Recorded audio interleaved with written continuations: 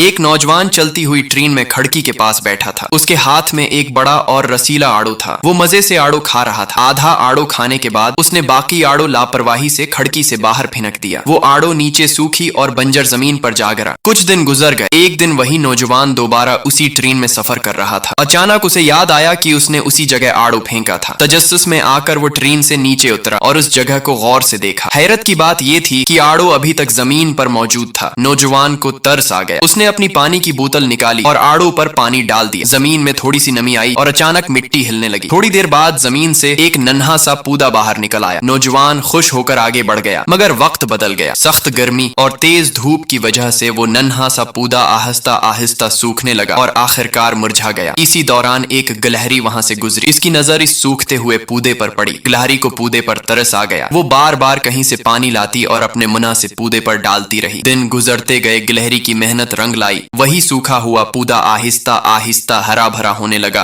और कुछ उर्से बाद एक बड़ा और खूबसूरत आड़ू का दरख्त बन गया। गिलहरी इसी दरख्त के नीचे रहने लगी। कुछ दिन बाद उसकी एक दोस्त भी आ गई और वो दोनों खुशी खुशी उसी दरख्त के साए में रहने लगे। काफी उर्सा गुजरने के बाद वही नौजवान दोबारा वहां आया। उसने देखा कि जहां कभी उसने आड़ू फेंका था वहां अब एक बहुत बड़ा आड़ू का दरख्त खड़ा है, मगर नौजवान ने दरख्त की मेहनत और गिलहरी की कुर्बानी न देखी। उसने कल्हाड़ा उठाया और दरख्त को काट कर अपने साथ ले गया। दरख्त कट गया। गिलहरी और उसकी दोस्त जारुख्तार रोने लगे। वो इसलिए नहीं रो रही थी कि दरख्त कट गया था, बल्कि इसलिए रो रही थी कि उन्होंने इतनी मेहनत की, इतना पानी लाया, इतनी खिदमत की, मगर किसी ने लाइक और सब्सक्राइब नहीं किया।